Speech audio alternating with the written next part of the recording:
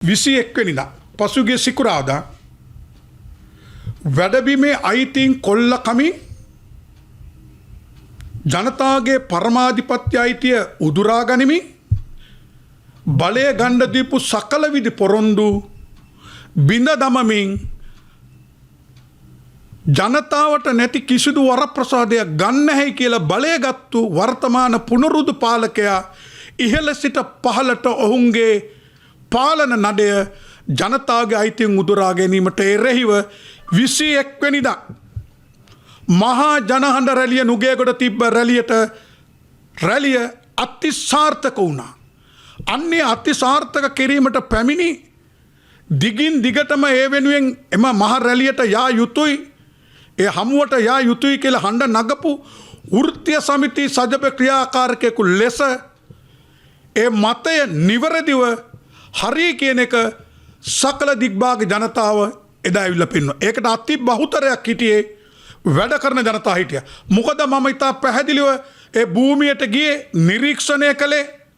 අපි කිව්ව ලෙස මම වැඩබිමෙන් වෘත්තිකෙක් වශයෙන් සමගි ජනබලයේ කැඳවුම්කරු වශයෙන් මාධ්‍ය ප්‍රකාශක වශයෙන් ඉතා පැහැදිලි කළ ඉල්ලීම ජනතාව වැඩබිම පිළි අරගෙන 3-4 වෙනකොට නිවාඩු දාලා කෙටි නිවාඩු දාලා වැඩබිම රැකියාව ඉවර කරලා රොද බැන්දා. වැස්සෙත් හිටියා. එන මේ පණිවිඩය දුන්නේ ආණ්ඩුවට. මොකද්ද දුන්නේ පණිවිඩය? ඒ පණිවිඩය තමයි වැඩබිම ඇතුළු රටේ ලාංකික ජනතාව පෝෂණය කිරීමට දුන්නු පොරොන්දුව ඉටු කරපියව් දැන් මේ යන අත්නෝමතික ගමන වහාම නවත්තපියව කියන පණිවිඩය. අන්නේ පණිවිඩය දෙන්න තමයි මම පැහැදිලිව කිව්වේ වැඩ කරන ජනතාවගේ කම්කරු අනපනත් උදුරා ගනිමින් වැඩබිම් ජනතාව සුරක්ෂිත කිරීමට තිබෙන සේවය අවසන් කිරීම පනත පෝට් සිටියේ බහුජාතික සමාගම් වලට ලංකාවේ ජනතාව ගසා කන්න අහෝසි කරමින් ගෙන යන ඒ වැඩබිම් විරෝධී සේවක විරෝධී ක්‍රියාව මැඩ පැවැත්වීමට නැවැත්වීමට ආපසු හැරවීමට ජනතාව ආයුතුයි. ඒක ඉතා රොද බැන්දා. බොහොම ස්තුතියි වැඩබිමේ සොයුරනි. ඔබට කොන්දක් තියෙනවා. ඔබට ඍජුවත්වයක් තියෙනවා. කවුරුත් කියන වාසි බස් වලට රැවටුන්නේ නැහැ. ආණ්ඩුව කියපු කුඩුහොරු, මහවරු, හිරේ ඉන්න ඕනේ උන්, දංගෙඩි යන්න ඕනේ උන්, එවුන්ගේ වට යන්න එපා කියලා. හැබැයි ඔබ ආවේ නිකන් නෙමෙයි. ඒ කීපෙවුන්ට තනකොළ බෙදලා. බොහොම සන්තෝසයි. ඍජු ලාංකිකයා කියන්නේ සිංහල, දෙමළ, ද්‍රවිඩ, බර්ග, මුස්ලිම් අතුළු සමස්ත ජනතාව ශ්‍රී ලාංකික අනන්‍ය ජනතාව තියෙන අය හැමදාම ජනතාව ගසා කන ක්‍රියාවලියට ජනතාවගේ රාජ්‍ය පාලකයාගේ රාජ්‍යකරි මුදුරා ගැනීමේ ක්‍රියාවලියට භූමිකාවට එරෙහි වූ ජනතාව. අන්නේ ජනතාව තමයි එදා 21 පෙන්නේ. බොහොම සන්තෝසයි.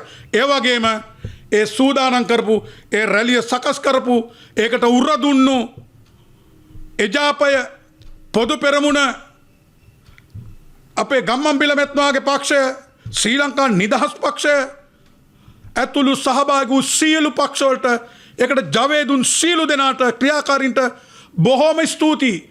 ඔබ මේ ආණ්ඩුවට පෙන්වුවා අපි තමයි බලයේ ඉන්නේ, ජනතාව ඉන්නේ අපිත් එක්ක, මොනවා කරත් ජනතාව පිදුරු වුණත් අපි කන්නම් කියන ජනතාවක් ඉන්නේ කියලා හිතපු නටපු දෙඟා නටපු පාලකයට දුන්න පිළිතුරට බොහොම ස්තුතියි.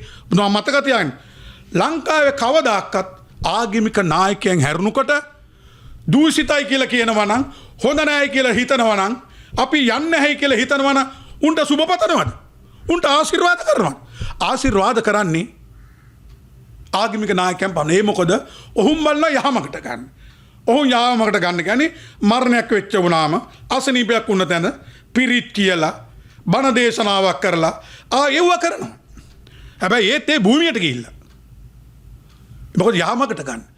දේශපාලකයාගේ දූෂිතකම් නාස්තිකම් ජනතාව ප්‍රතික්ෂේප කරනවා කියන්නේ ජනමතයෙන් ඡන්දින්. ප්‍රතික්ෂේප කරාට පස්සේ තවත් දඬුවමක් නැහැ. ඊළඟ තියෙන්නේ නීතිමය ක්‍රියාමාර්ග. ඒවට අපි විරුද්ධ නැහැ. අපි මේ පුනරුද ආණ්ඩුව බලයට ආවට කිසිම විරුද්ධත්වයක් නැහැ. බලය ගත්තට. හැබැයි ගත්තේ කීපු දේවල් බොරුයි කියලා ජනතාවගේ වැඩබිමේ අයිතීන් උතුරා ගන්නකොට තියෙන පනත් කීතු ඉරනකොට ජාතික සම්පත් විදේශීය සම්පත් කරනකොට ගොවිබිම මුඩුබිමක් කරනකොට අල ගොවියගේ ලූණු ගොවියගේ බඩිරුඟු ගොවියගේ වී ගොවියගේ සුළුබෝගේ ගොවියගේ එළෝලු ගොවියගේ අයිතිය නුදුරගෙන ඔවුන්ගේ නිෂ්පාදන තුට්ටුවකටත් විකුණ කරන්න බැරි අසරණ කරනකොට නැගී සිටීම හැර වෙන විකල්පයක් විපක්ෂයට නැහැ. බෙදිලා හඬ නගන්න බෑ ගුරුවරුන්ට. රාජ්‍ය සේවයට, බැංකු සේවයට, සංස්ථා සේවයට, සෞපකාර සේවයට, කලාකරුවන්ට ඔවුන් තැන් තැන් වල නගන හඬ වේදිකාවට ගෙනලා එක තැන පෙන්වන්න තියෙන තැන තමයි ඒකාබද්ධ කියන එක. ඉතා සතුටුයි. අපේ චානක අපේ චාමර සම්පත් මන්ත්‍රීතුමා විශේෂයෙන් රැලි ඉතා ප්‍රසිද්ධ ප්‍රකාශයක් කරා. ඍජුව ඒකෙන් තේරුම් ගන්න ඕනේ සීලු දෙනාම ඒ රැලිය තිබ්බේ කාව පුම්බන්න නෙමෙයි, කාවක්ක ජනාධිපති කරන්න නෙමෙයි, ජනාධිපති කරන්න රතු කාපට් දාන්න නෙමෙයි, ජනතාව ආවෙත් කැඳෙව්වෙත් කියලා. ඔහු ඉතා පැහැදිලිව කිව්වා. අපි බලයට ගේන එකයි වෙලාවට බලන්නම්. ඒකට මොකක් හරි සුදුසු එකක් ගේන්න. හැබැයි දැන් ආණ්ඩුවේ ගසා කෑමට, මර්ධනයට, භීෂණයට, රාජ්‍ය සම්පත් විදේශීකරණයට, ගොවියව මුඩුබිමක් කිරීමට, අයිතිය නුදුර ගැනීමට ගුරුවරයාගේ සිට වීදි සේවකයෙක් දක්වා සීල දින අයිතිය නුදුර ගැනීමට යකෝ අපි පෙනී සිටින්න නැතුව මොක්කුද පෙනී සිටින්නේ කියව. අන්න ඒකින්ද එතෙන්ට යන්න තිබුණා.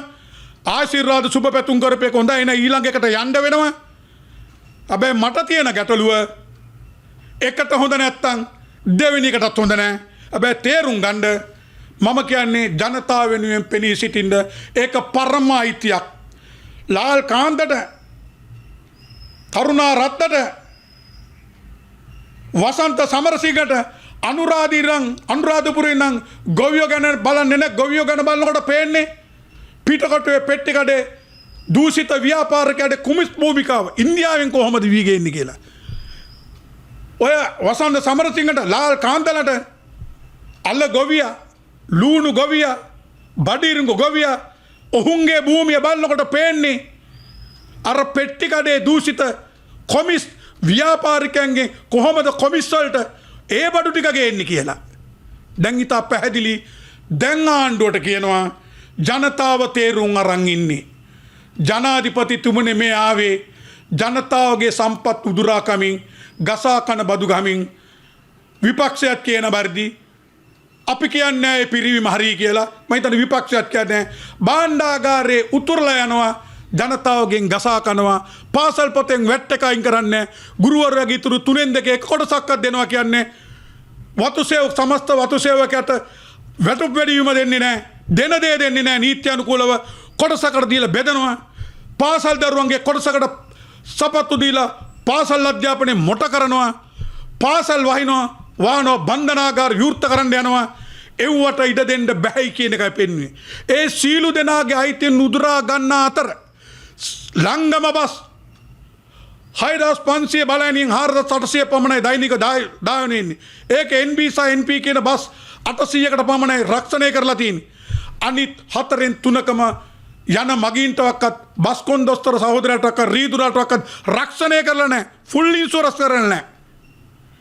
කෝච්චියේ යන මගීන් රීදුරන් ගාඩ්වරුන් රක්ෂණය කරලා නැහැ. ෆුල් ඉන්ෂුරන්ස් නැහැ. CTBත් එමය. CJR සේවකයන්ට කිසිම රක්ෂණයක් නැහැ. සම්පූර්ණ රක්ෂණයක් නැහැ. තෙල් සේවකයට පූර්ණ රක්ෂණයක් නැහැ. තෙල්ලකේ සභාපතිගේ, ජනාධිපතිගේ සභාපති බාල ඉන්ධන බෙදනකොට බුදියගෙන හිටපු සභාපතිව පත් කරපු සභාපතිට පූර්ණ රක්ෂණයක් තියෙනවා. සේවකයට තියෙන රුපියල් ලක්ෂයයි. විදුලියේ සමාගම් කරන සේවකයට කොටස් නැහැ. මේ තියෙන මොහොතකයි ජනතාව නැගිට්ටේ. මම යලි අවසන් වශයෙන් කරනවා කියනවා මේ පණිවිඩය දුන්නේ ආණ්ඩුවට. මට ඕන උනේ වැඩබින් සේවකෙක් වශයෙන්, වෘත්තිකයෙක් වශයෙන් ආණ්ඩුවට ජනබලය පෙන්නලා, වැඩබිමේ සමස්ත විරෝධය පෙන්නලා, ඒ තුලින් ආණ්ඩුව ජනතා විරෝධී ගමනක් යන බව අවබෝධ කරගෙන කරුණා කරලා දුන් පොරොන්දු අරන් හිටගෙන ඒ අනුව කටයුතු කරන්න. මන්ත්‍රීවරුන්ට නොමිලේ වහවන දෙන්න අයිතියක් නැහැ ජනාධිපතිතුමනි. ඔබතුමාට ෆුල් රක්ෂණය දෙන්න බෑ. දැන් කිව්වා මම CTB CJR සීල දෙනාට රක්ෂණයක් නැහැ. මගියට රක්ෂණයක් නැහැ. ආරක්ෂාවක් නැහැ. එව්ව නවත්තන්න ඒක අපි රටම එකතු කරලා ඒකට එරෙහි වෙනවා. මේ පණිවිඩේ ජනාධිපති දුන්නේ, පණිවිඩේ දුන්නේ ජනාධිපති ඔබතුමාට. අපිට ඕන උනේ එකයි. අද තියෙන ජයාර් මැතිතුමාගේ අති ප්‍රබල ව්‍යස්ථාදායකේ විධායකය දැන් ඒ පාවිච්චි කරන්න කරුණා කළා තවත් ජනතාවගේ අයිතීන් උදුරා ගැනීම නවත්තන්න විපක්ෂයට කියනවා තන කුට්ටු ගාන්නේ නැතුව තන ගිහිල්ලා හම්බ වෙන්නේ නැතුව හම්බ වෙන්න. හැබැයි දුක් ගන්නාරාල දුක් ටික ඔක්කොම අරගෙන ඒක එක වේදිකාවට ඇවිල්ලා පෙන්නලා 21 වෙනිදා කරපු වැඩේ යලි ප්‍රබල කළා ආණ්ඩුව කියන දේ අහන්න නැත්නම් තවත් අපි ජනතාවාදී මාවතකට ආණ්ඩුව ගෙන යන්න හිර කරමු. බොහොම ස්තුතියි. දැන් ඔබතුමා කිව්වා පැහැදිලිවම 21 වෙනිදා අතිසාර්ථක රැලියක් කියලා. එතකොට ඔබතුමාගේ නායකතුමා විපක්ෂ නායකතුමා සජිත් ප්‍රේමදාස මැතිතුමා කිව්වේ මහගිරි දමින් හරි ගොඩ වෙනවා කියලා. දැන් එතුමා පසුතැවෙනවද දන්නේ නැහැ නේද? නෑ මට බේනවා මම හිතන්නේ ඒටුවාට පස්තු වෙන මොකද අපේ වෘත්තීය සමිති කැඳවුම්කරු කියන්නේ නිරෝෂන් පාදුකවත මම දැක්ක 21 තමයි වීඩියෝ එකක් දාලා තිබුණා සාර්ථක රැලියක් මේ වෙනකොට පවත්වනවා අති සාර්ථක. කවුද දාලා තිබ්බේ? මේ නිරෝෂන් පාදුකවත මම කිව්වා මම වීඩියෝ තියෙනවා.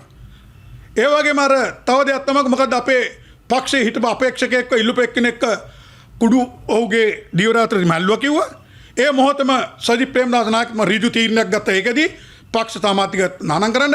හැබැයි ඒ තහනම් කරාට පක්ෂේ අපේ පක්ෂ කාටත් මාධ්‍ය හමු තියලා පක්ෂ මූලස්ථානෙලා කියන්න බෑ. එයා බෝට්ටු කුලියට දීලා බද්දට දීලා එව්වයිටි නීතියට නීතිය අවබෝධිතා කරන්න එපා. පක්ෂයට මඩේන වැඩ කරන්න එපා. අපි කුඩු වලටත් විරුද්ධයි. ගසා කෑමටත් විරුද්ධයි. හොරකමටත් විරුද්ධයි. වංචාවටත් විරුද්ධයි. දැන් මම අහුවේ ඔබතුමාගෙන් පැහැදිලිව මේ 21 වෙනිදා තිබ්බේ රැලිය කියලා ඔබතුමා ඉතාමත් හොඳ වර්ණාවක් කරානේ. ඔව්. එතකොට දැන් විපක්ෂ නායකතුමා ඊගාවයකටවත් යයිද? යා යුතුයි නේද? මොකද මම ඒකනේ කිව්වේ ආශිර්වාද කරන්නේ සුබ පතන්නේ හොඳක් තියන අයට පමණයි. මොකද අපේ පක්ෂේ ආරාමයක් නෙමෙයිනේ.